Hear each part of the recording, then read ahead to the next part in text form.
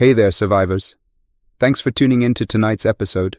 If you're new here, please consider subscribing. It really helps me keep these stories coming. And while you're here, let me know in the comments where you're listening from. Now let's get started. Someone once said that sound travels farther when the world is quiet. Out there, past the mountains and the dead cities, past the ruins of nations and the echo of what used to be, I like to think that someone, somewhere, is still listening. Maybe a kid with a scavenged radio rig, tucked inside an overturned school bus. Maybe a woman camped in a burned-out lighthouse, her fire kept alive by driftwood and old newspapers. Maybe just anyone who remembers what a voice in the dark used to mean. My name is Rowan Chambers, and this voice, this station, has been broadcasting for 30 years from beneath the cold soil near Colorado Springs. Once, this place hummed with activity. Technicians, security teams, botanists and cooks and engineers, all hand-picked to serve a billionaire named Gordon Hightower, who built this underground sanctuary not as a retreat, but as a backup plan for the end of the world. Most of them are gone now. Some left when they couldn't take the silence. Some vanished without a word. Others never made it back from supply runs.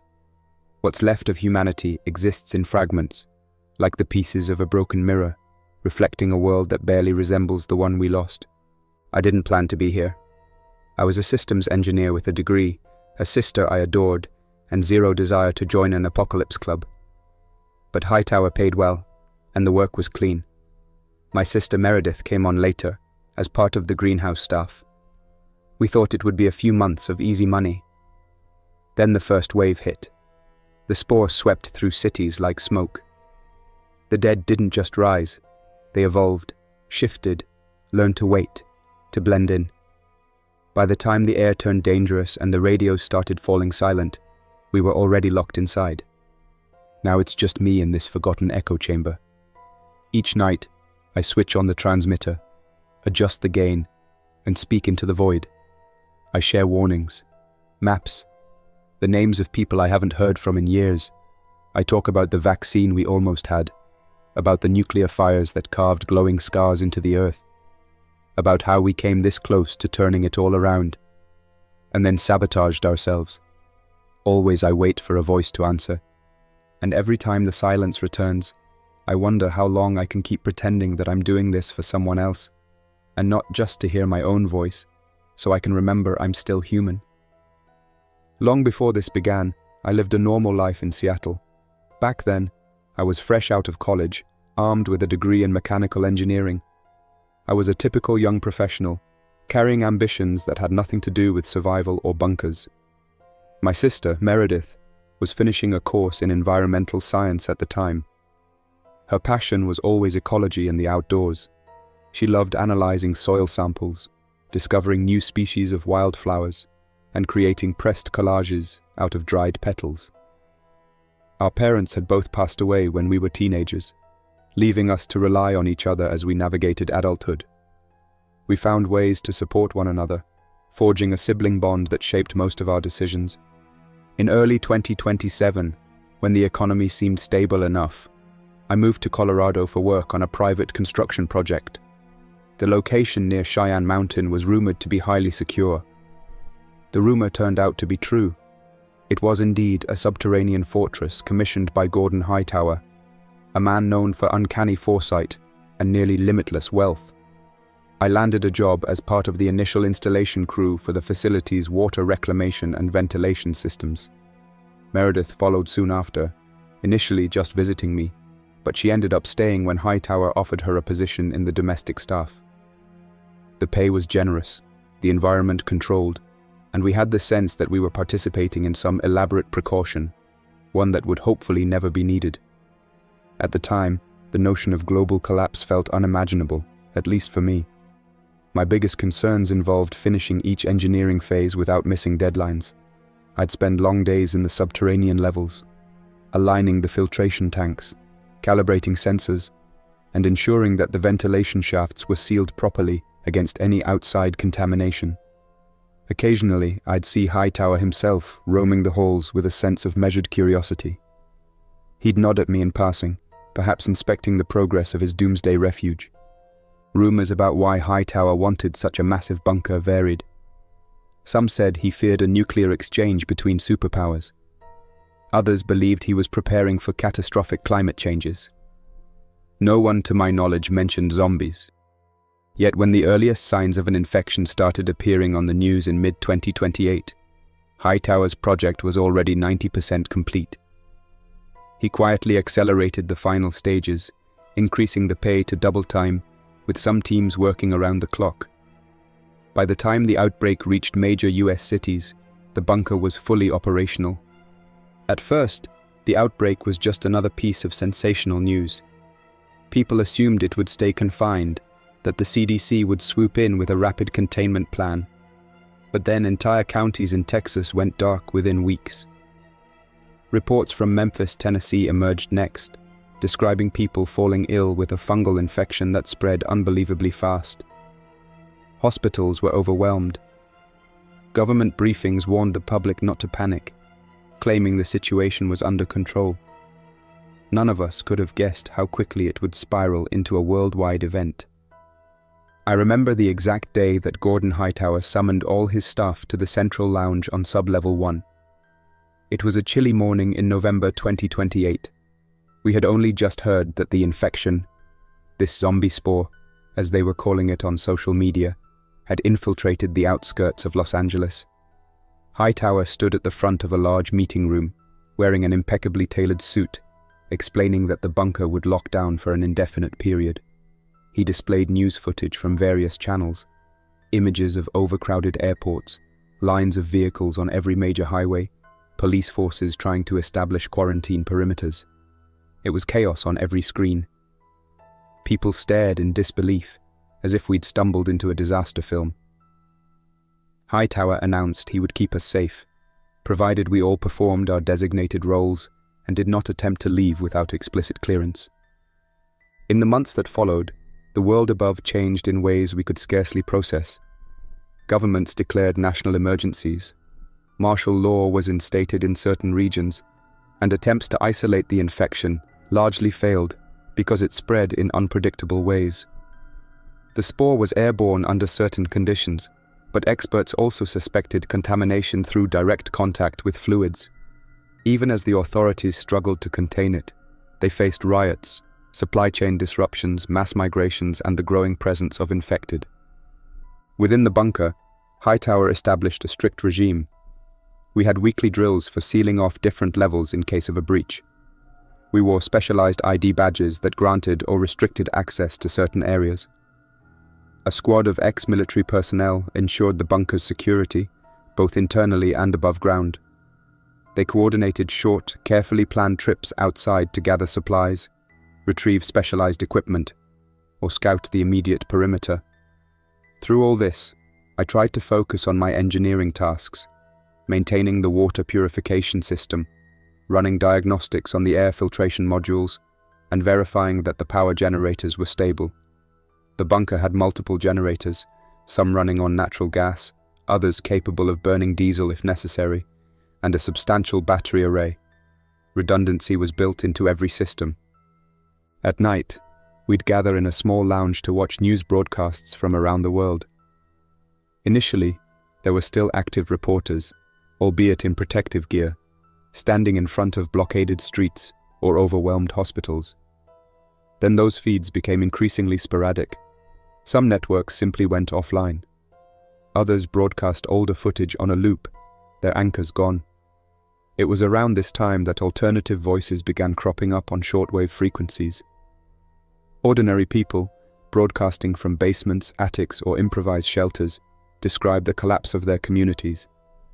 We'd listen in stunned silence, hearing these pleas for help we could not offer. Hightower urged us to conserve resources. We ate freeze-dried meals from the massive storage rooms, saving the fresh produce from our hydroponic garden for special occasions. Everything was measured and tracked. We had ration cards that allowed each person a certain portion per day. Morale was difficult to sustain, especially as the once spacious corridors began to feel claustrophobic. People stuck to their duties, but tensions simmered. Some staff members quietly questioned the ethics of staying locked away while the rest of the world tore itself apart. Others believed we were simply doing what was necessary to survive. I recall the first time I personally ventured above ground after the lockdown. The security team needed someone who understood the ventilation shafts to help clear debris near the main air intake. A powerful windstorm had torn through the property, scattering branches and ripping away protective covers. I accompanied a few guards, wearing protective overalls and a respirator. Stepping outside felt like entering another realm. The sky had a muddy tint, as if dust from distant fires hung in the air. Our estate, once immaculately landscaped, was littered with broken tree limbs. In the distance, Colorado Springs was entirely still. For a moment, I almost believed that the city might just be deserted. Then, through a pair of binoculars, I saw figures shuffling along the edge of what used to be a residential zone. The guards advised me not to look too long, so I refocused on clearing the air intake. That initial glimpse of the infected, half a dozen silhouettes drifting aimlessly, burned into my mind. They seemed unthinking, unfeeling, yet unstoppable in their single-minded presence. We managed the bunker operations well enough through the first year. Regular updates came from the White House and the CDC, often urging people to remain calm and follow quarantine guidelines. They insisted that a cure or at least a treatment was on the horizon. Yet by the following spring, those official bulletins had ceased. Only pockets of local leadership tried to maintain order, setting up safe zones or clean zones that lasted a few weeks at most before collapsing. Europe fared no better. I remember hearing a final broadcast from the BBC World Service, describing how infected mobs had overwhelmed the security cordon around London. The anchor's voice cut off mid-sentence, replaced by static. Inside the bunker, a certain grim acceptance set in. Hightower, wanting to speed up a solution, assembled a team of infectious disease experts and microbiologists. He placed them in a dedicated lab 2 levels below the main living quarters. They had spore samples kept in negative pressure chambers, painstakingly studying how the fungus attacked the human nervous system. Meredith was assigned to assist them occasionally, sterilizing their equipment, cleaning the lab surfaces. The researchers were guarded in their optimism, but every few weeks they'd announce modest progress. I overheard rumors that they were close to formulating a prototype inhibitor, something that, if delivered early, might prevent new infections from taking hold. The potential for a vaccine glimmered like a distant beacon of hope. Over time, the outside transmissions turned darker. Survivors spoke of enclaves forming around certain well-defended locations. We heard tales of a large group near Flagstaff that had sealed off a canyon and fortified it with makeshift walls. They broadcast instructions for other survivors, encouraging them to join. Then, abruptly, their station went silent. Another group claimed to operate out of the Rocky Mountains, using the high altitude to their advantage, but they too vanished from the airwaves within months. Rumors of cannibalistic raiders started circulating. The subject was delicate. Few people dared to admit that the resource shortage had driven them to such extremes, but the anecdotes persisted. Individuals described traveling families that were lured into safe-looking shelters, only to discover they'd stumbled into the lair of people with no other source of sustenance. Hightower's scientists pushed forward, driven by these horrifying stories. They believed that the pressure of a worldwide catastrophe could be channeled into medical breakthroughs, that necessity was the mother of invention. The scale of their ambition was impressive, but eventually it became clear that the environment itself was against them. The spore was more adaptable than they realized. They'd tweak a chemical compound, only to discover that the fungus mutated in response. The early prototypes of their inhibitor turned out to have side effects that were nearly as unsettling as the infection itself, causing neurological disturbances in lab animals that mirrored the aggression of the infected. Even so, they persevered. By the 3rd year underground, the number of people in the bunker began to dwindle. Some left, convinced they could survive more comfortably by joining existing enclaves or forging their own path. A few discovered family members who were still alive on the outside and felt obliged to reunite with them. Not everyone made it back. we'd see small search parties depart, only to return with fewer members, or sometimes not at all. The security detail that accompanied them did its best, but the infected were relentless, and the surface world offered little safety. At one point, a staff member named Isaac took it upon himself to explore Colorado Springs, hoping to confirm rumors that parts of the city center had been retaken by a local militia. He carried a battered radio, promising to check in daily. For a while he did. He described finding a few survivors holed up in a library near East Pikes Peak Avenue, living off old canned goods. Then one evening, his updates stopped. Days passed with no word. Eventually, we wrote him off as another casualty of this nightmare. Meanwhile, inside the bunker, routine tasks offered structure. Every morning, we performed system checks on water recycling, greenhouse operations, and generator fuel levels. The greenhouse had a modest yield: lettuce, tomatoes, peppers, and some herbs. We never produced enough for lavish meals, but it supplemented our stored supplies with essential nutrients. Meredith grew adept at handling the delicate chemistry of hydroponic solutions, ensuring our plants stayed healthy. She recorded observations in a thick notebook, noting changes in leaf coloration or signs of nutrient deficiencies. Her diligence likely staved off scurvy and other nutritional problems that might have plagued us. The psychological weight of living underground was tremendous. People coped in various ways. Some maintained exercise routines in the small gym on sub-level 2. Others read books from Hightower's extensive library, losing themselves in fiction that recalled a time before the infection. A few found solace in the chapel-like room near the back of the facility, where they'd sit quietly, reflecting on whatever faith or beliefs they held. I often lost myself in the radio console, scanning frequencies for any signs of life. Some nights, I'd pick up faint transmissions in foreign languages, snatches of Russian, Spanish, or what might have been Mandarin, indicating that pockets of survivors endured across the globe, but the signals were always weak and short-lived. Year 4 brought the sabotage that shattered our hopes for a cure. It happened on a Thursday night. Alarms blared through the bunker, and red emergency lights pulsed in the corridors. Word spread that the microbiology lab had been compromised. When security arrived, they found the lead scientists unconscious or missing, vital research data destroyed, and vials of spore cultures spilled. A thick haze of containment foam filled the lab, sealing off potential airborne threats. No one admitted responsibility. Perhaps it was an inside job, or an outside agent who had infiltrated the bunker through unknown means. The result was catastrophic. The research, which had taken years to compile, was mostly gone. Some staff members tried to recover partial data from backup drives, but essential files were missing. The team's momentum vanished. In the aftermath, morale hit a new low.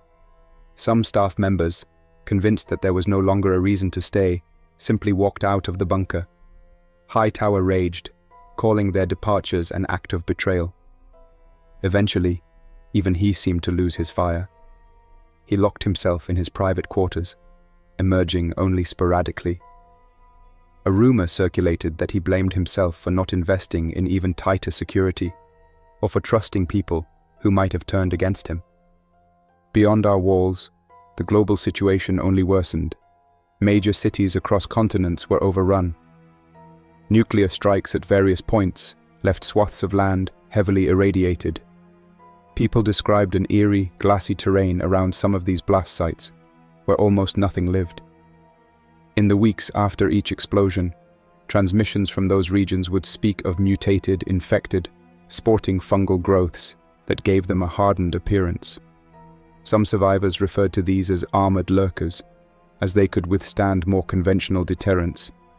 Yet the nuclear apocalypse many had feared never fully came to pass. There were enough stable enclaves left in the chain of command around the world to realize that mutual destruction would finish what the spore started, so the bombs ceased.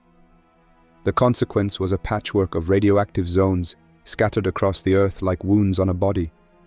Travel between these zones was perilous at best, impossible at worst. By year 7, I found myself drifting through the bunker in a daze. So many vacant bunks, empty storage lockers, and half-abandoned corridors. The once frequent staff meetings gave way to a loose arrangement of people simply doing their tasks without question. Hightower rarely showed his face. Meredith and I stuck together, supporting each other as best we could. My daily routine involved a deep system check in the mornings, greenhouse oversight in the afternoons, and radio watch in the evenings. On the radio, I broadcast messages encouraging survivors to share any knowledge of stable regions or new scientific breakthroughs. Mostly, I was met with silence.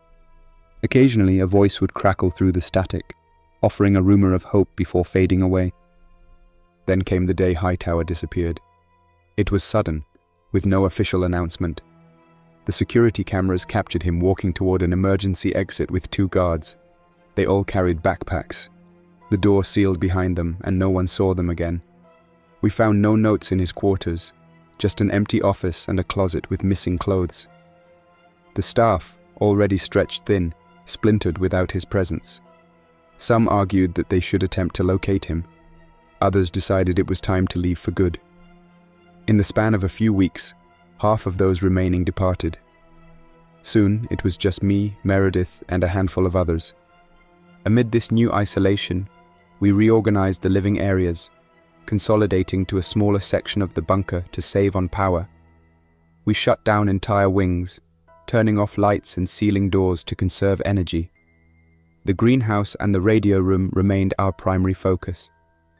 We rigged up an alarm system that would alert us if any door to the outside world was opened. We carried on in that manner for several more years. In that time, the outside broadcasts I managed to catch painted a varied picture of humanity's attempt at survival. A cluster of survivors in Canada claimed to have built a functioning settlement in an old hydroelectric dam. Farmers in the Midwest described small communities where they grew corn and kept livestock behind tall fences. Rumors of cannibal tribes persisted, especially in areas where resources were scarce. People told stories about a group in the ruins of Chicago that systematically preyed on travelers. No official name was given, but they were described as an organized band that had taken over some of the high-rises and turned them into traps for unsuspecting wanderers. The infected, meanwhile, continued to roam. Decay did not appear to stop them completely, as the spore seemed to animate their bodies in ways that defied normal decomposition rates. Some gleaned that the infected might be feeding on the spore's own growth cycles, effectively preserving their forms. A few enclaves attempted to burn large swathes of infected, but each effort required significant resources and put survivors at risk of spore exposure through airborne ash. The problem always came back to the spore's resilience. Years 10 through 15 passed in a blur of monotony. Our bunker population dwindled further. People left for one reason or another, convinced that perhaps a better life waited outside. We'd see them off at the main hatch, handing over rations and any gear we could spare. Sometimes, we'd hear back from them via radio, describing small victories or tragedies. Eventually, those updates became less frequent until they stopped entirely. Day to day, my existence revolved around the mechanical hum of the generator, the drip of the water purification system, the faint glow of greenhouse lamps. Meredith and I found what comfort we could in each other's company, though we rarely spoke of the future. She poured her energy into perfecting crop yields, testing different hydroponic setups, trying to cultivate beans or microgreens to boost our dietary variety. One day, she confided in me that she worried about losing her sense of purpose in this enclosed world. The isolation weighed on her. We'd take short walks through the bunker's upper corridors, sometimes shining flashlights into dusty rooms that once bustled with staff. I'd catch glimpses of old memos on desks or personal items left behind. Family photos, books, trinkets. It often made me reflect on the ephemeral nature of everything we once considered normal. The outside world also kept changing. On the radio, I once heard about a traveling caravan near the Great Lakes region that had formed a floating community aboard a series of improvised rafts and boats. They claimed the infected were less likely to venture into open water, and the spore itself struggled to spread in environments with strong currents. Another broadcast from Eastern Europe told of small fortress towns rising behind medieval-era walls. People found that ancient fortifications, if repaired, could provide a measure of security. Yet each outpost existed in a precarious balance, threatened by roving hordes or infiltration from within. The most unsettling rumors involved so-called ferals, heavily mutated infected that seemed to develop new behaviors. Some travelers insisted these creatures could remain still for days, mimicking real corpses. Others said they huddled in groups as if waiting to ambush prey. Several enclaves reported that the ferals used faint vocalizations, a kind of mimicry that approximated the sound of living humans.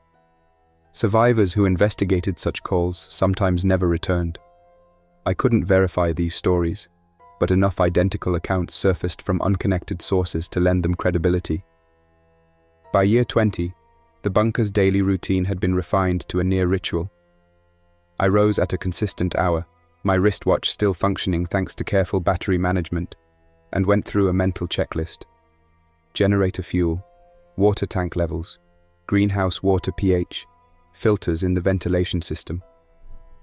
Meredith and I rotated the tasks to keep ourselves engaged. Every evening, I'd return to the radio console and broadcast. Sometimes I'd talk about practical tips, how to scavenge from old grocery stores without risking exposure, how to test water for contamination, or how to identify if an infected might be lying in wait. On nights when I felt a spark of optimism, I'd recount childhood memories or read passages from an old guide to engineering fundamentals, hoping that knowledge might benefit someone. Rarely did I get a reply. The static was constant, interrupted only by fleeting signals. Despite everything, I clung to the possibility that we might one day find a safe zone or rejoin a community of like-minded survivors. Meredith was less vocal about it, but sometimes I'd see her reading through the notebook she kept of horticultural breakthroughs. I suspected she harbored dreams of helping restore farmland on the surface, perhaps collaborating with others to rebuild a stable settlement. We never made firm plans, though. The idea of leaving the bunker still felt overwhelming, with infected and raiders lurking in every corner of the surface. The day the security system beeped unexpectedly, indicating an attempted entry through a rarely used vent, was a turning point. We rushed to the monitor station, scanning the external cameras. One camera near the estate's perimeter fence showed vague movement in the brush. We couldn't make out details, but something large was scraping near the vent covers. The motion abruptly stopped. Perhaps it was just an animal or the wind. Still, the unsettling realization was that the outside world was encroaching on us again. We double-checked the seals and replaced the external vent covers with heavier grates. Around the 25th year, the bunker's population had reduced to a handful. Me, Meredith, a radio operator named Nigel, who specialized in shortwave communication, and Fairbanks, one of the last remaining security officers. Together we tried to maintain the essential systems. Nigel had a knack for tuning into distant frequencies, sometimes picking up signals from as far as the East Coast. He described one such signal from a group calling themselves the Riverland Federation, claiming to occupy territory around the Mississippi. They had farmland, a rudimentary militia, and limited technology to broadcast on shortwave. It sounded promising, even if we doubted that strangers would be welcomed easily. Fairbanks, for his part, believed in forging alliances. He argued that isolating ourselves in the bunker was unsustainable long-term. Fuel for the generators was finite, and essential parts would wear out eventually. Nigel agreed. They proposed that we attempt contact with the Riverland Federation or other enclaves, perhaps forging a relationship that could lead to mutual support. Meredith was hesitant, concerned about the hazards of travel and the risk of infection. I vacillated, torn between the safety of the bunker and the knowledge that we couldn't hide forever. Nigel tried sending out messages addressed specifically to the Riverland Federation, referencing the coordinates we had gleaned from their transmissions. Over the course of a few weeks, we heard nothing in response. Then, surprisingly, a faint voice broke through the static late one night. It claimed to be from a settlement near Breckenridge, though not the Riverland Federation. The person, who introduced himself as Sam Torres, said they'd formed a small community in the mountains, relying on hunting, fishing, and greenhouse operations similar to ours. They were open to meeting other survivors if safe travel could be arranged. Fairbanks latched onto this possibility with zeal. After weeks of planning, Fairbanks and Nigel decided to gather a few supplies, head for Breckenridge, and see for themselves if this was a viable community. They invited us to join. Meredith and I hesitated, concerned about the risks. In the end, we declined, preferring the bunker's security despite the isolation. Fairbanks assured us he'd send updates by radio along their journey. The morning they left, we helped them load a battered SUV Hightower had kept in the surface garage. We parted ways with a sense of heavy finality, watching them drive off through the estate grounds. They signaled on the radio for the first day, describing relatively open roads with scattered infected. Then, on the second day, they reported making good progress. On the third day, we lost their signal altogether. We never heard from them again. Their departure left the bunker emptier than ever. It was just me and Meredith now, heading into the 28th year. We continued as best we could. I upgraded the greenhouse lights to more energy-efficient LEDs, scavenged from the facility's remaining supplies. We rationed fuel for the generator, shutting it down during certain hours and relying on battery power. We sealed off even more of the bunker's unused sections to minimize maintenance. The radio broadcasts continued. Each night I explained who we were, where we were, and offered to share any knowledge gleaned over the decades. Occasionally, a faint burst of static would sound like a human voice, but I couldn't pass it. I clung to hope, meticulously logging times and frequencies, trying each night to reconnect. Then Meredith disappeared. That morning, I went to wake her in her quarters, expecting to see her reading over greenhouse notes. Instead, her bed was untouched. Her personal belongings were in their usual place, her clothes folded, her old notebook with pressed flowers near the lamp. She was simply gone. There was no sign of forced entry, no note pinned to the door. The bunker cameras had been malfunctioning for some time, so I couldn't trace her steps. I searched every corridor, calling her name. I checked the upper levels, the sealed exit hatches, every storage room. She was nowhere to be found. Days turned to weeks, and she did not return. The thought that she might have slipped out to the surface lingered. Maybe she had grown tired of waiting for me to make the decision to leave. Perhaps she believed she could find a better life elsewhere, or even had some lead on our missing colleagues. The uncertainty weighed on me. Without her, the bunker felt even more oppressive. Each footstep echoed in the vacant hallways. The greenhouse seemed silent without her thoughtful observations. I had never felt so truly alone. Determined not to let despair consume me, I pressed on with the radio broadcasts. The entire weight of the bunker's upkeep now fell on me. Day in and day out, I tested water quality, replaced air filters, harvested what few vegetables grew in the greenhouse, and struggled to maintain the generator. The silence around me was overwhelming.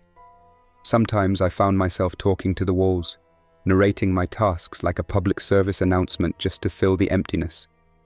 As time trudged closer to the 30th year, I came to terms with the fact that I too could not stay here forever. Supplies like medical gauze, disinfectants, and certain trace minerals for the hydroponic system were running low. A catastrophic failure of any major subsystem could render the bunker uninhabitable. I considered traveling north, having heard occasional rumors of safer stretches near the Canadian border. The climate there might slow the infected, and certain enclaves might welcome a mechanically skilled individual. On the other hand, the journey would be treacherous beyond comprehension. In the nights leading up to this final decision, I recorded a series of extended broadcasts. I spoke in detail about what I'd learned of the spore's biology, referencing the notes I salvaged from the sabotaged lab.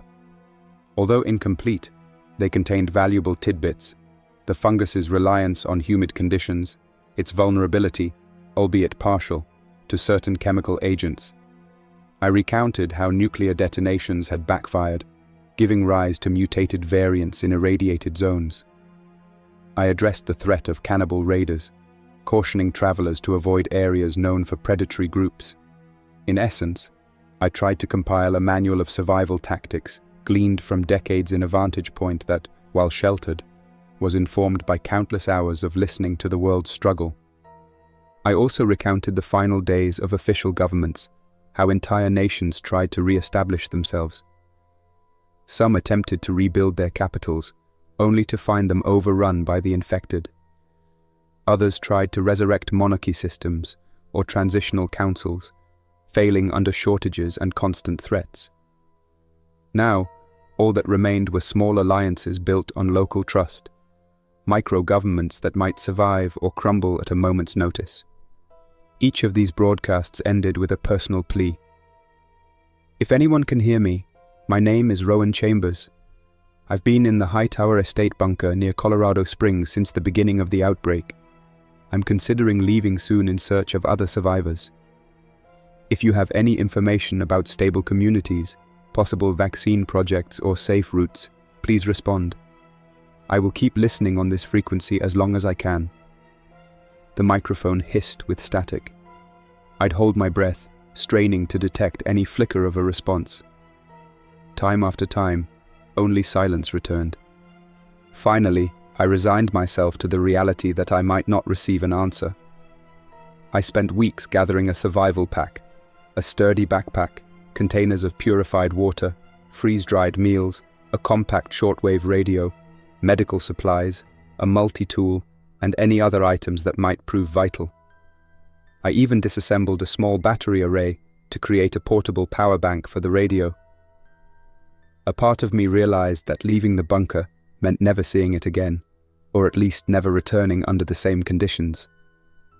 I might have to seal the doors behind me to prevent infected from wandering in, or if I left it open, perhaps future survivors would find it. Before I left, I wrote a series of notes on the bunker's systems: how to operate the generator, how to manage the greenhouse nutrient mix, how to interpret the filtration system readings. I sealed them in plastic sleeves and placed them in a visible spot near the main console, alongside a copy of my recorded broadcasts. If anyone ever stumbled upon the bunker, they'd have the chance to learn from what we built here. On the last evening, I did one final system check. The water reclamation tank still held a respectable reserve, the greenhouse lights remained functional, and the backup generator was operational with enough fuel for perhaps another year of moderate usage. Then I made my way to the radio booth. The overhead lamp flickered slightly, a reminder of how old the infrastructure was becoming. I pressed the transmit button. This is Rowan Chambers, broadcasting for the final time from the Hightower Estate bunker. To whoever may be listening, I've kept this station on air for nearly 30 years, sharing updates and collecting stories from the world outside. Our resources are nearly spent. I'm preparing to leave in search of a safe haven, or at least a more sustainable life. I'm leaving behind instructions here in the bunker, along with recorded broadcasts that detail everything I know about the infection, the vaccine research we attempted, and the enclaves that once existed. If you find this place and I am gone, may it guide you to survive. Remember that the infected may be relentless, but hope can still exist in pockets of collaboration and compassion. Take care, and if you can, keep the signal alive. We must remember who we are, even in the face of such overwhelming change. With that, I ended the broadcast, letting the static hum fill the booth.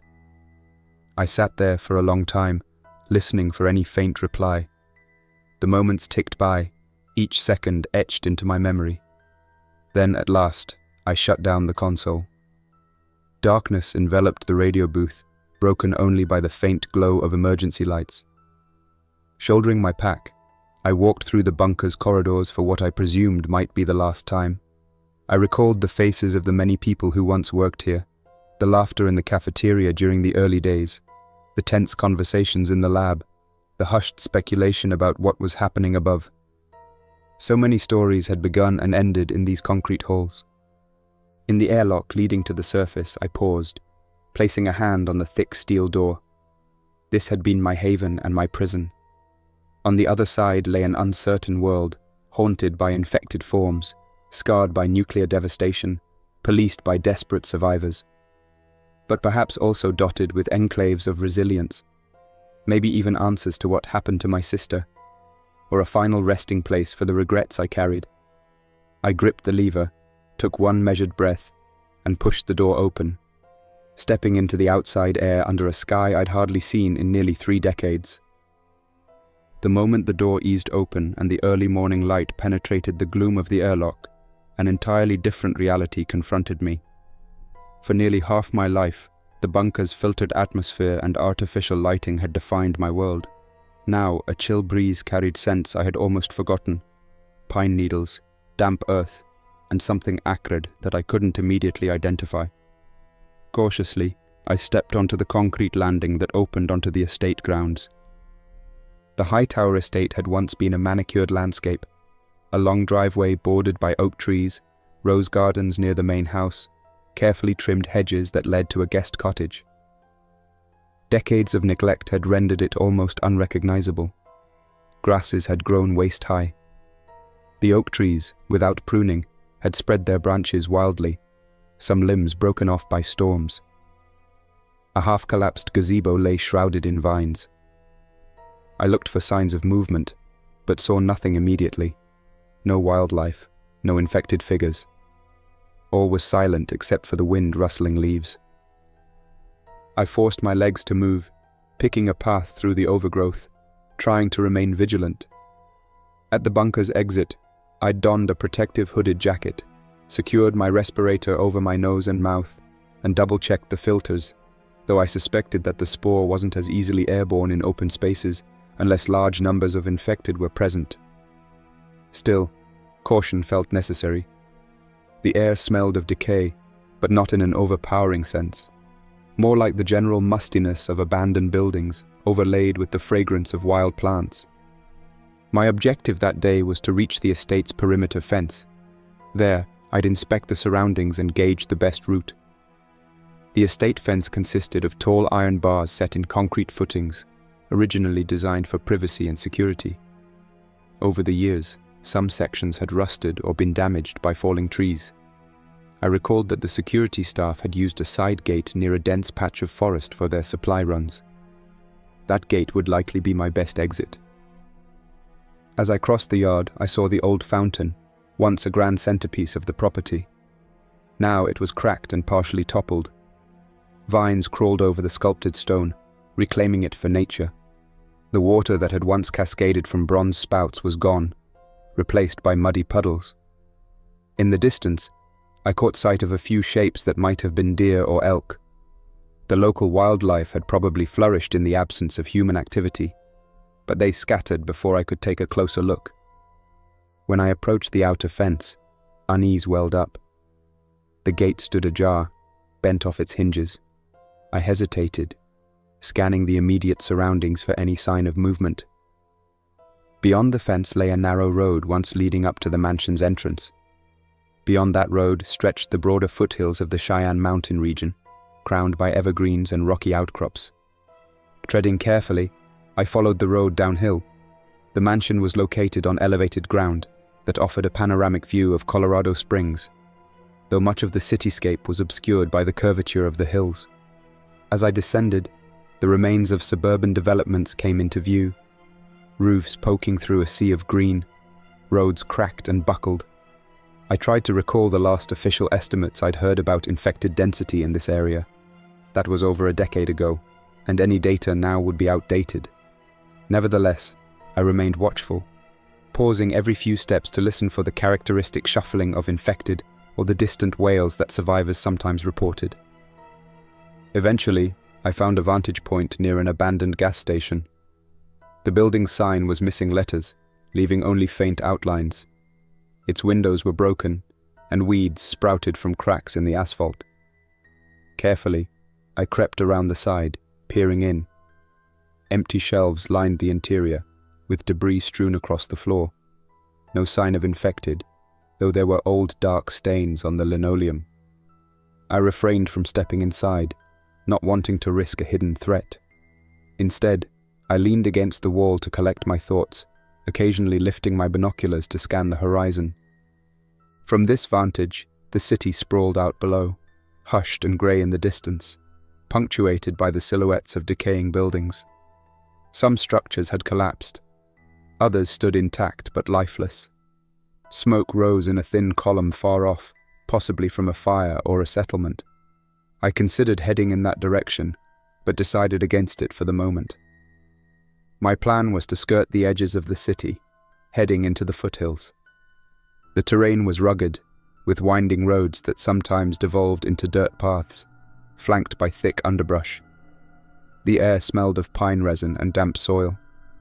Here and there, wildflowers added splotches of colour, offering a striking contrast to the deserted homes.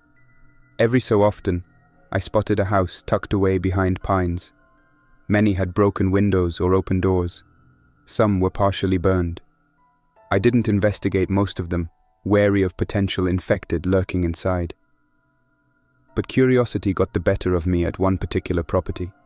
It was a modest single-story cabin, its porch sagging but the roof still intact. The windows were shuttered from the inside. I rapped softly on the door, though I doubted anyone lived there. When no answer came, I pushed it open and stepped inside, shining a flashlight around. Dust particles danced in the beam, and the place had a stale odor of long disuse. A small living area held a couch, a coffee table, and a fireplace with an old charred log. Shelves against one wall contained an assortment of books, mystery novels, a few cookbooks, some travel guides. In the kitchen, I found empty cupboards, a rusted sink. The refrigerator door was ajar, its contents long spoiled. On a table, a yellowed note read, "Gone to find help. If you see this, we are at the Highgate Shelter." The words Highgate Shelter were underlined. There was no date, no further detail. Before leaving, I grabbed a small pot and a can opener from a drawer. You never know when such items might come in handy. I left the note as it was, in case someone else came by who might want that information, though it was probably decades out of date. Back on the porch, I gazed at the road ahead, feeling a pang of loneliness. These quiet, empty places were all that remained of so many lives. Late in the afternoon, I heard a noise that made me freeze. A distant scraping sound, like metal dragging on pavement. Quickly, I moved off the road into the tree line, crouching low amidst some shrubs. The scraping came closer. Eventually, a figure came into view, a lone infected, wearing tattered pants and a coat. One sleeve was shredded, revealing an arm twisted at an odd angle. The infected dragged a metal rod or pipe behind it, clinking it against the ground with each step. It wandered aimlessly, occasionally pausing as though trying to sense something. My grip on the straps of my backpack tightened. The figure never turned in my direction, and after a few minutes it vanished around a bend. Waiting until I felt certain it was gone, I returned to the road. The close call reminded me how vulnerable I was outside the bunker. Even a single infected could be dangerous if it caught me unaware. Its unyielding pursuit, the potential for the spore to spread through a scratch or wound. The respirator might help, but it was no guarantee in the event of a struggle. As night approached, I looked for a place to camp. Sleeping outdoors for the first time in decades felt surreal, especially after living beneath fluorescent lights for so long. I found a spot beneath a rock overhang, sheltered from the wind, and cleared the ground of brush. Using the pot I'd taken, I boiled water from a nearby stream on a small portable stove. The stove was a piece of gear I'd salvaged from the bunker's survival kits. The flicker of the flame dancing against the rocks stirred memories of campouts I'd gone on as a teenager with Meredith. She always loved sleeping under the stars, pointing out constellations, telling me about cosmic events I'd never studied. While the water boiled, I scanned the sky. The stars looked achingly bright, uninhibited by city lights. The Milky Way stretched overhead in a pale band. For a moment, I allowed myself to be transfixed by that cosmic expanse, imagining distant galaxies untroubled by the affairs of Earth. It was a stark reminder of how small and fleeting our crisis must look in the grand scale of the universe. The next morning, I rose with a sense of purpose. My plan was to travel northwest, eventually intersecting what used to be Highway 24. From there, I'd head further west, bypassing Colorado Springs by a significant margin. If I could reach the passes that led toward the towns deeper in the mountains, I might find enclaves, or at least safer terrain. I doubted I'd stumble upon a thriving settlement immediately, but the mountains offered natural barriers against the infected. The cold, especially at higher elevations, had long been rumored to slow them down. Walking along the cracked remains of the highway, I kept an eye out for vehicles that might be salvageable. Most were either rusted heaps or had been stripped for parts long ago. Some lay on their sides, as if overturned in the initial panic when people tried to flee. I passed a row of abandoned trucks, their windows broken, cargo compartments empty. Pieces of cloth fluttered in the breeze, caught on jagged edges. An old billboard loomed overhead, advertising a brand of cola that no longer existed. The sign, battered by time, seemed like a monument to a world gone by. On the second day, I encountered my first real challenge, a cluster of infected blocking a stretch of the road. There were perhaps half a dozen, standing in the open, their heads turning erratically, as if they sensed the environment for movement.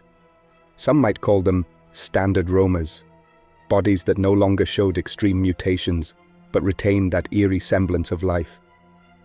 I crouched behind an abandoned sedan, peering over the trunk. Moving closer risked drawing their attention, and my only weapon was a small handgun I'd taken from the bunker's armory, plus a crowbar. Engaging so many would be a grave risk. I studied the terrain to see if I could skirt around them. On the left lay a steep embankment with rocky outcroppings. On the right, a dense thicket of trees. I opted for the trees, hoping the infected wouldn't notice my movement. Step by painstaking step, I slipped into the undergrowth, pressing myself low beneath branches. The sunlight filtered in patches through the canopy, illuminating spots of moss and ferns. At one point, my foot snapped a twig, and I froze. A moment later, I heard a low moan from one of the infected. I waited. Eventually, their moans subsided, and I inched forward again, mindful of every placement of my boots. After what felt like an eternity, I emerged on the other side, far enough from the cluster that I felt safe returning to the road. All the while, the recollection of that sabotage in the bunker lab flashed through my mind. The notion that if the scientists had succeeded, maybe such encounters wouldn't be so harrowing now. Perhaps we'd have a real vaccine, or at least an effective prophylactic. But regrets served no purpose at that moment. The infected were here, and I had to navigate around them. As the miles stretched behind me, I saw more evidence of the old world's final days. Clusters of burnt-out houses, partially collapsed strip malls, an empty fire station with graffiti scrawled across its front. Messages like "Stay away" and "Nothing left" emblazoned on the walls in faded paint. Occasionally, I'd come across human remains, though the dryness of the climate had left them largely skeletal. I tried not to dwell on these remnants, but they underscored the unrelenting toll of the outbreak. On the evening of my third day, I found shelter in a former park ranger's station, located near the entrance to a national forest.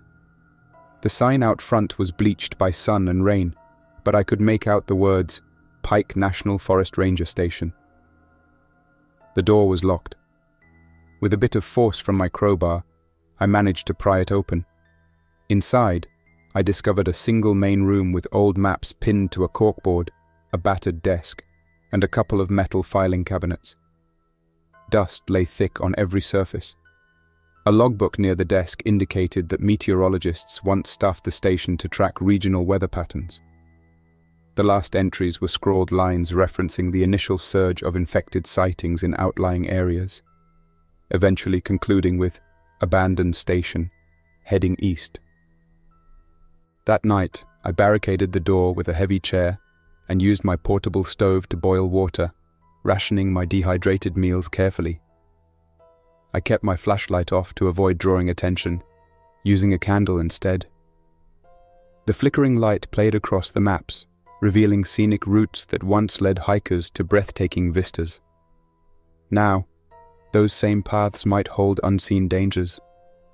In the dim glow, I recalled the day Meredith and I first arrived at the bunker, how we'd teased each other about working for a billionaire's eccentric project, how normal life still felt. The memory lingered, reminding me of how drastically everything had changed.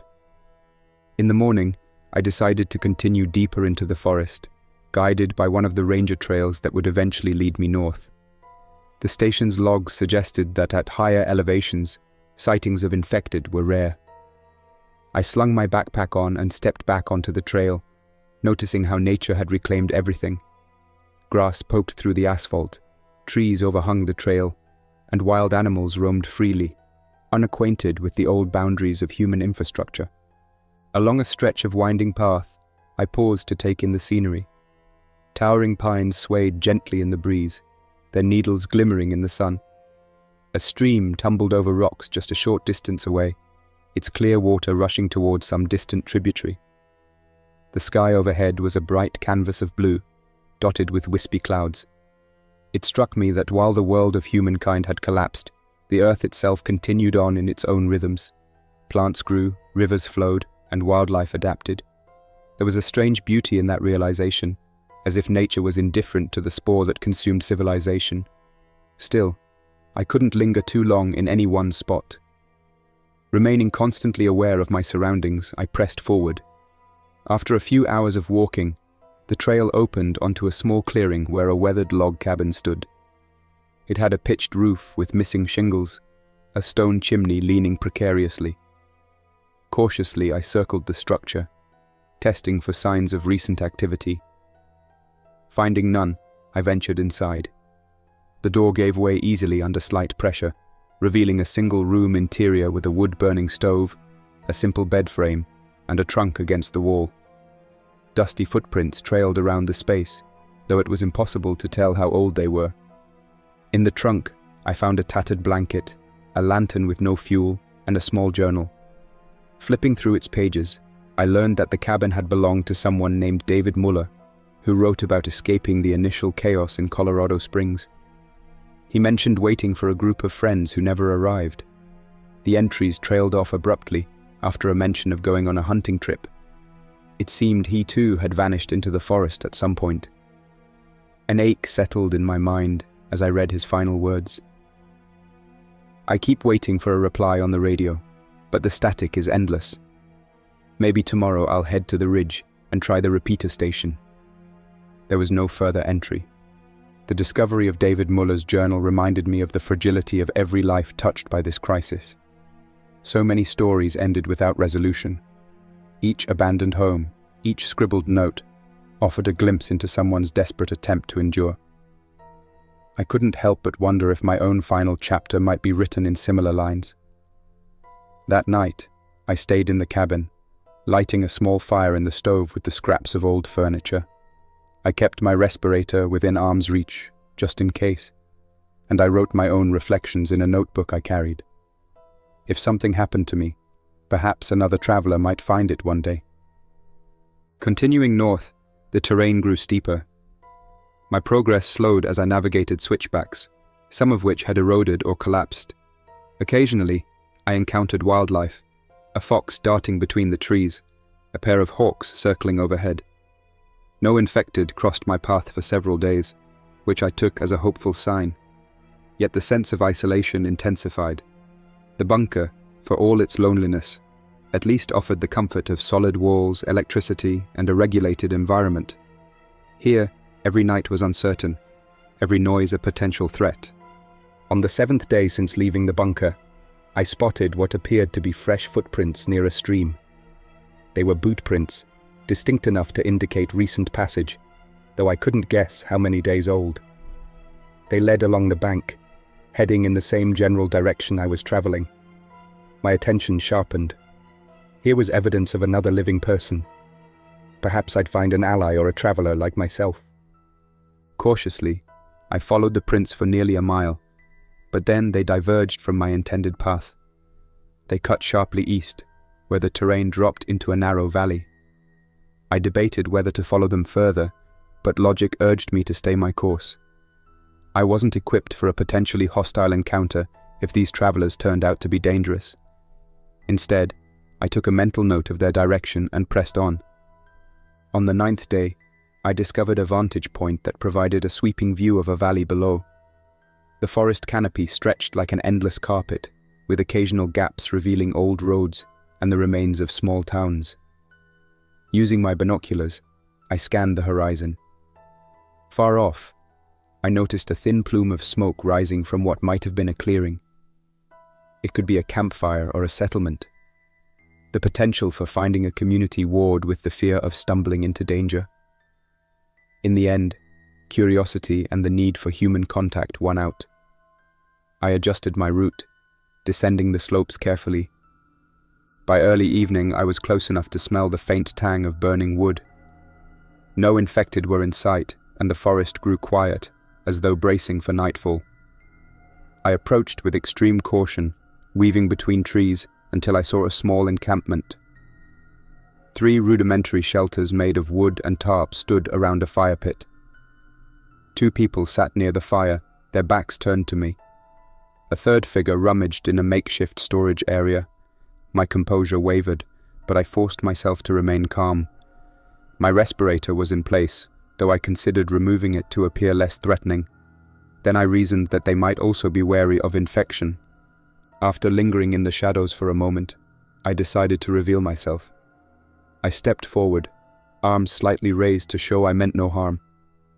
One of the individuals by the fire, a man of medium build, clad in a worn jacket, noticed me first. He sprang to his feet, brandishing a hunting rifle. The other person, a woman with a ponytail, also grabbed a weapon, some type of makeshift spear. The figure rummaging in the storage area turned out to be an older man who glanced over, eyes wide. Careful to keep my voice level, I addressed them. "I'm not infected. I was traveling from a bunker near Colorado Springs. I saw your smoke and wanted to see if you'd be willing to talk." The man lowered his rifle slightly, but not entirely. The woman shifted her stance, eyeing me from head to toe, taking in my gear. The older man stepped forward. "We don't want trouble," he said in a hoarse voice. I shook my head. "Neither do I. My name is Rowan." They exchanged glances. Finally, the older man nodded for me to approach. As I drew nearer, I noticed their campsite was basic, but relatively organized. A small ring of stones for a fire, a pot suspended over the flames, bedrolls under a tarp. They had a few plastic jugs of water and a large array of gathered mushrooms and plants. The smell of cooking stew wafted from the pot, reminding me how hungry I was for a hot meal. The man with the rifle introduced himself as Beck. The woman was Jana, and the older man, who seemed to be their leader, was Monroe. They'd been living in this region for several months, migrating between known safe spots in the forest. Jana asked if I had a weapon, so I slowly displayed the handgun at my belt. Satisfied that I wasn't brandishing it, they invited me closer to the fire. Over the next hour we exchanged stories, though cautiously. Beck and Jana had been with a larger group once, near a place they called Sunrise Pass. An outbreak of infected forced them to flee. Monroe joined them on the road, bringing knowledge of edible plants and medicinal herbs. They asked about the bunker. I explained the basics, how I'd been there for decades, how almost everyone else had either left or vanished. When I mentioned attempts to create a vaccine, their eyes lit with interest, but I had to admit it never came to fruition. We discussed routes and known dangers. They warned me about a band of hostile people who traveled near certain highways, attacking anyone they perceived as a threat or a source of loot. I recounted my own experiences evading infected and sightings of mutated variants in certain areas. Monroe listened with rapt attention, occasionally jotting notes in a small leather-bound book. He claimed he was compiling a guide for future travelers. At some point, Jana tested the radio equipment in my pack, curious about its range. We couldn't pick up much beyond static, Beck mentioned that they had once received a faint signal from a settlement further north, across the state line, but it was too garbled to identify.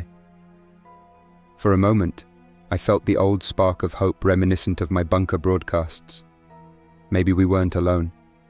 Maybe other enclaves were forming. Night fell, and they offered me a spot by the fire. I kept my respirator partially on, lifting it occasionally to speak or sip water. Jana seemed puzzled by it, so I explained that I was being cautious about spore inhalation, especially around unknown individuals. She and Beck showed no visible signs of infection, and they insisted they had been tested with older field kits. Still, one could never be certain. I slept fitfully, half expecting either infected or betrayal from my new acquaintances. Dawn arrived without incident. Monroe was up early, quietly tending the fire and flipping through his notebook. He offered me a cup of warm water heated over the coals. I gratefully accepted, letting the warmth steady my nerves. We had a brief conversation about next steps. They planned to head west toward a place Monroe believed might have a water source suitable for permanent settlement. I told them I was moving north, possibly toward rumored enclaves or open terrain near the Canadian border. Beck hesitated, then asked if I'd like to join them. Jana nodded, suggesting that there was strength in numbers. The idea was tempting. After all, traveling alone was risky. Yet I sensed that my path lay elsewhere, and I wasn't sure if I was ready to commit to their plan. Politely, I declined, explaining that I had leads of my own to follow. They seemed disappointed but understanding. Monroe gave me a single page from his notebook, which contained a hand-drawn map marking potential safe spots in the region, mountain cabins, old rangers stations, and water sources. I thanked him, folding it carefully and tucking it away. We parted ways that morning. A brief camaraderie had formed, though we were ultimately strangers with different destinations. The encounter reminded me that not all survivors had resorted to violence or cruelty. Some still sought community, alliances, a future that transcended simple day-to-day survival. Perhaps if I failed to find any better path, I might circle back and look for them. But for now, I kept heading north, guided by the faint hope of discovering a more established settlement. Days blurred together as I navigated the forest and mountainous terrain. Sometimes I found trails or remnants of old logging roads. Other times, I had to bushwhack through dense undergrowth. I rationed my supplies carefully, supplementing them by foraging edible plants and mushrooms. At times, the terrain grew dangerous, with steep slopes and loose rock, forcing me to detour around obstacles. One afternoon, as I emerged from a grove of pines, I stumbled onto an old weather station perched on a ridge. It had a small metal tower rising above a squat concrete building. The building's door was sealed with a sturdy lock that looked untouched for years. After some effort, I broke the lock, stepping into a musty interior filled with gauges, monitors, and battered electronics.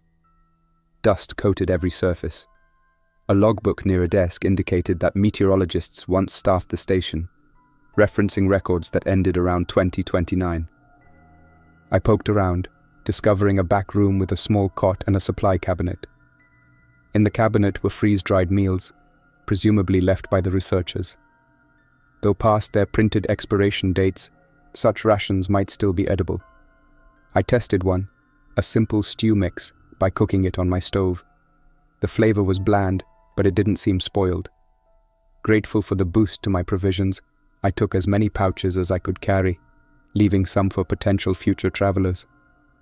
Outside, the station's tower offered a vantage over the surrounding peaks.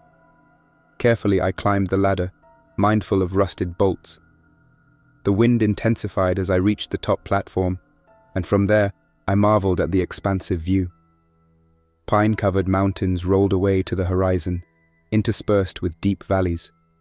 Far to the west, I glimpsed an open plain that might have once been farmland.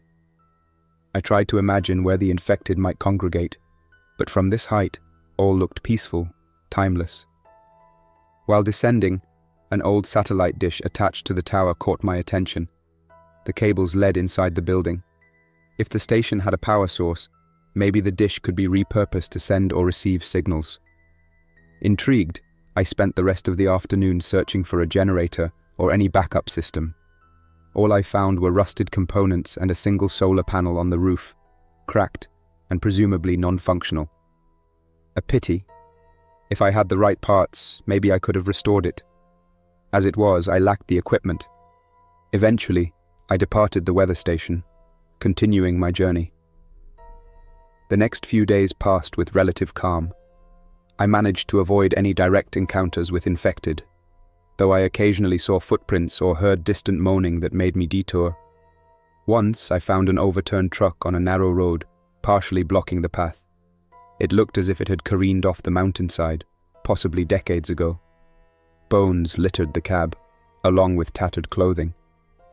The spore's unmistakable greyish residue clung to the seats, a grim reminder of how swiftly life had ended for many. My thoughts drifted often to Meredith, imagining where she might be now.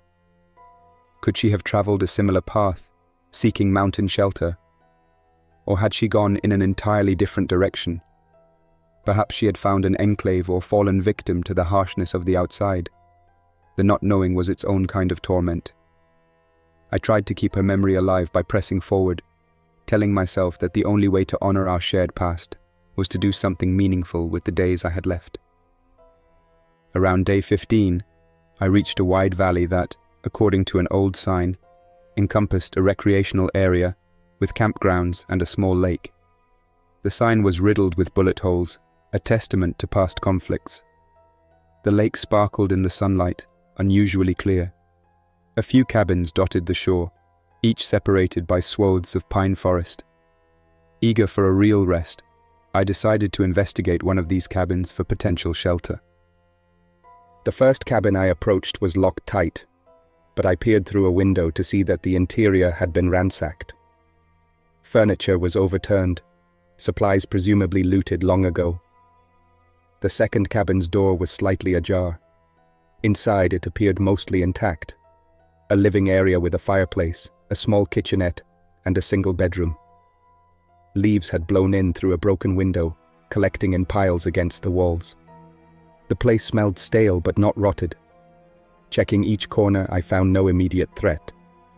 The kitchen cupboards were empty, save for a few old canned goods that had rusted beyond use. A closet held some fishing gear, rods, hooks, lines, and a tackle box. This piqued my interest. Perhaps I could fish in the lake, adding protein to my dwindling supply of rations. Carefully, I carried the gear outside, where I found a small rowboat half submerged by the shore.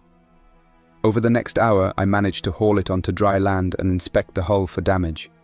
It was waterlogged, but I thought with some patching and drying it might be serviceable. Encouraged by the prospect, I spent the remainder of the afternoon repairing the rowboat. Using parts of an old sign and resin I'd found in a tool shed behind the cabin, I sealed the cracks as best I could.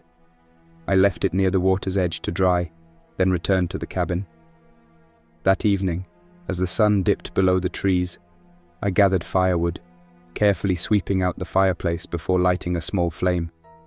The warmth and glow reminded me of the times I'd done the same in the bunker's rec room, though that fireplace was gas-powered. Sitting there in the flickering light, my thoughts roamed across the entire arc of the outbreak.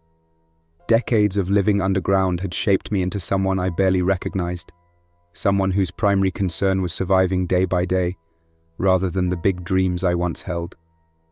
But perhaps that was part of humanity's adaptation.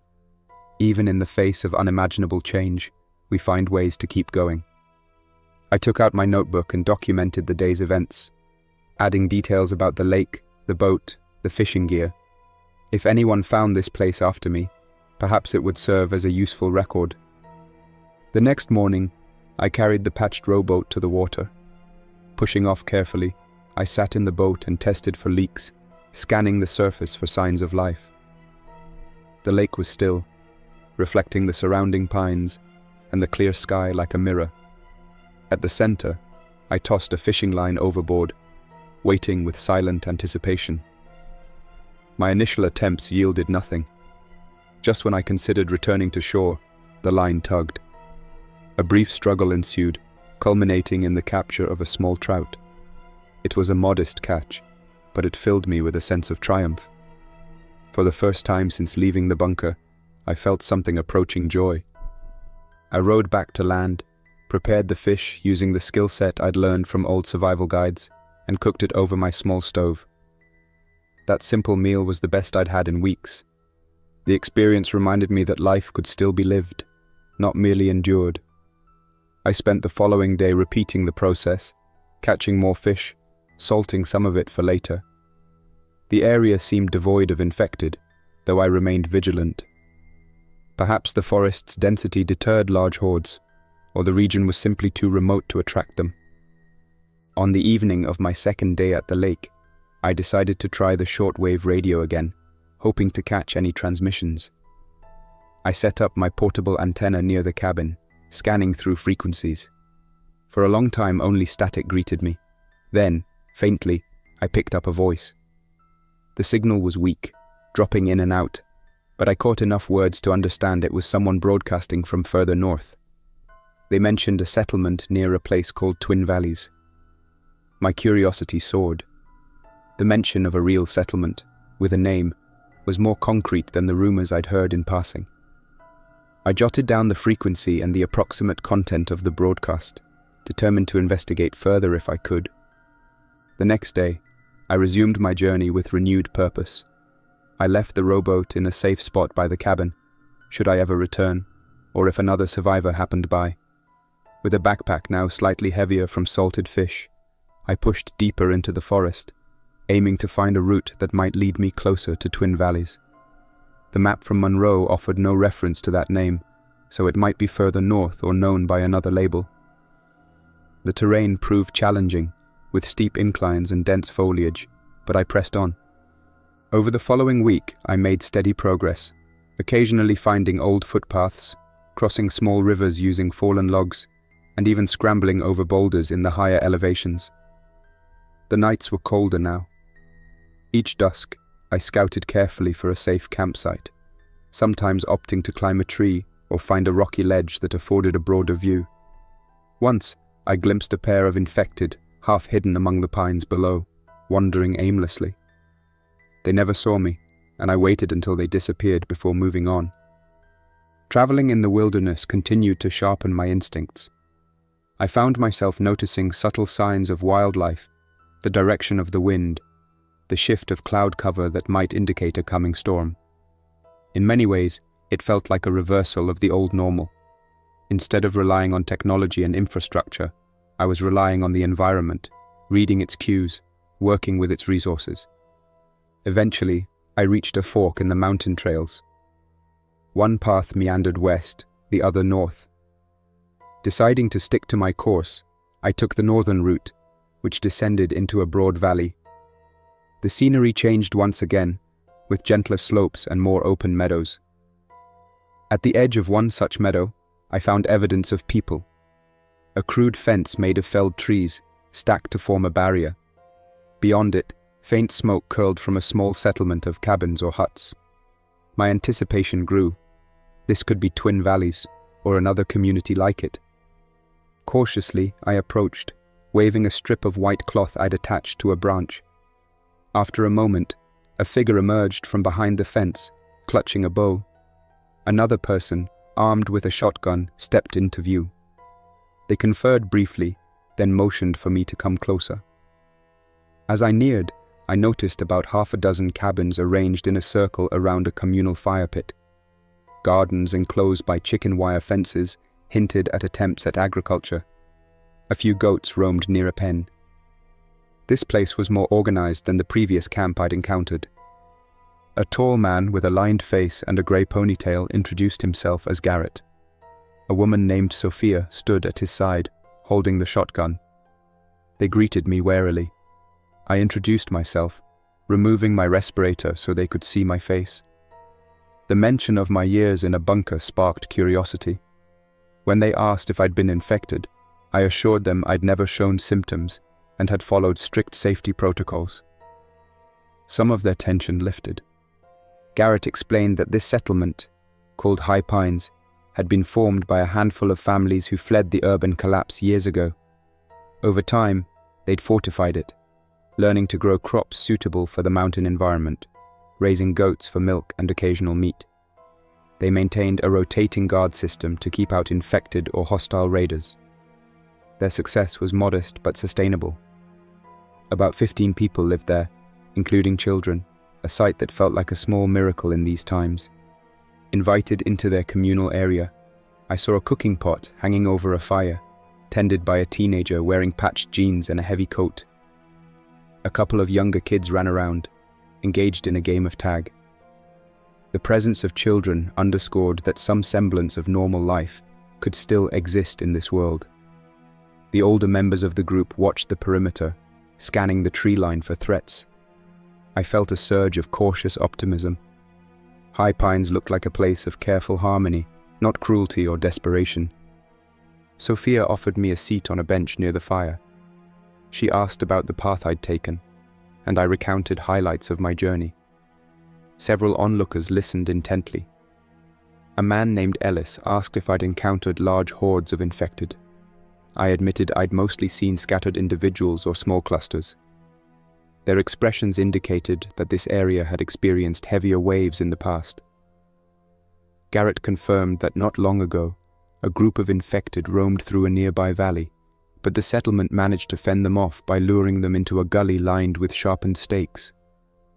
We conversed late into the evening. I explained my background in mechanical engineering and my role in the bunker. In turn, they shared the challenges of High Pines, limited medical supplies, the need to rotate farmland to prevent soil depletion, and the dangers of traveling to scavenge from ruined towns. They seemed intrigued by any knowledge I could share about alternative energy systems or water filtration. I offered to look at their homemade windmill, which they used to charge batteries for lighting. Over the next few days, I became an informal guest of High Pines. I fixed an issue with their windmill's rotor blades, adjusting the alignment to reduce friction. I inspected their water filtration setup, a simple charcoal and sand system fed by a nearby stream, and suggested ways to improve it. In return, they gave me a place to sleep in an unused cabin and provided me with fresh produce from their gardens. For the first time since leaving the bunker, I experienced something akin to community life. However, I remained aware of the settlement's limits. Garrett and the others were friendly enough, but also cautious. They had to weigh the risk that I might be a spy or that I'd bring infected down upon them. I respected their boundaries, not prying too deeply into their supply caches or personal histories. Occasionally, I caught them huddled in whispered discussions, casting glances in my direction. One evening, Garrett approached me by the communal fire. In a quiet tone, he acknowledged that while they appreciated my help, they were wary of letting an outsider remain indefinitely. I understood. The last thing I wanted was to upset a fragile balance. Secretly, I'd been weighing whether to stay anyway. As peaceful as High Pines seemed, it wasn't the end of my journey. My thoughts kept returning to that faint radio signal mentioning Twin Valleys, or the idea of traveling still farther north. We struck a compromise. I'd stay another week or so, helping them upgrade their infrastructure. After that, I'd continue my journey, though they said I'd be welcome to return if things didn't work out elsewhere. The next day, I replaced a broken gear in the windmill with a makeshift alternative, boosting efficiency. I also rigged a small battery bank to store surplus energy, so they could power a few LED lanterns if they ever acquired more advanced gear. During my stay, I observed their security protocols. At night, 2 guards patrolled the fence line in shifts. They used a series of coded whistles, believing that staying quiet was paramount. The fences around the settlement were reinforced with sharpened logs and barbed wire. They'd also built vantage points in the trees, where watchmen could spot infected or trespassers from a distance. Children in High Pines learned basic survival skills early on. One afternoon, I saw a girl who couldn't have been more than 10 skillfully snare a rabbit by the stream. The older teens helped with perimeter checks, demonstrating a practical maturity born of hardship. This settlement functioned like a small, self-reliant village, bound by shared struggle and a guarded trust. Yet vulnerabilities abounded. When a child fell ill with fever, they had no advanced medical resources. Herbal remedies, careful observation, and luck were all they could rely on. The fever broke after a couple of days, but the adults were visibly shaken, fearing it might have been spore-related or some other threat. The incident underscored how precarious life here could be, even in a seemingly stable community. At the end of the agreed week, I prepared to leave. Garrett and Sophia gifted me a small bundle of dried vegetables and a tin of goat cheese. Armed with Monroe's old map and new knowledge from High Pines, I plotted a path further north. We exchanged farewells at the gate. Some settlers offered a wave or a polite nod. I sensed gratitude and lingering wariness, which was understandable. In a world reshaped by the spore, trust was both precious and fraught with danger. Stepping back onto the mountain trails, I tested my shortwave radio again. Static greeted me. It wasn't surprising. I was too far from any broadcast source. But the memory of that faint signal whispering about Twin Valleys hovered in my mind. Perhaps I'd meet others who'd heard the same rumor, or discover enclaves forming in these secluded mountains. One truth became clear. There was no turning back. I'd come too far, and something drove me forward. Thus I moved through each day, step by step, guided by glimpses of hope and the determination not to let all that I've learned go to waste. In the evenings, I record my observations in a notebook, the location of potential shelters, the condition of roads, any sign of infected or friendly settlements. I keep these records in case someone else follows in my footsteps. Some nights, lying under the stars or in a borrowed cabin, I recall the hush of the bunker corridors and the crackle of static from the radio console. I think about Meredith, forging her own path. I think about the sabotage that ended our vaccine project, the day Hightower vanished, and all those hours spent transmitting messages into the void. The regrets and lessons gleaned from those memories meld into a quiet resolve. This world, broken as it is, still holds pockets of humanity and resilience. If I can contribute to that, even in small ways, it might be enough of a reason to keep going. And so I continue, forging a path through mountains and valleys, forests and deserted roads, always scanning for a sign, any sign, that the spore will not have the final word on Earth's fate. Each sunrise reminds me that even in the bleakest circumstances, life persists. Each time I set up my makeshift antenna, I send out a message. This is Rowan Chambers, formerly of the Hightower Estate bunker, traveling north. If you can hear my voice, know that you are not alone. We are not alone. Keep going. That's all for now. Thanks for listening. If you enjoyed this story, don't forget to like and subscribe for more unsettling creepypastas. Your support keeps my channel alive. Until next time, stay quiet, stay vigilant, and trust nothing, not even the silence.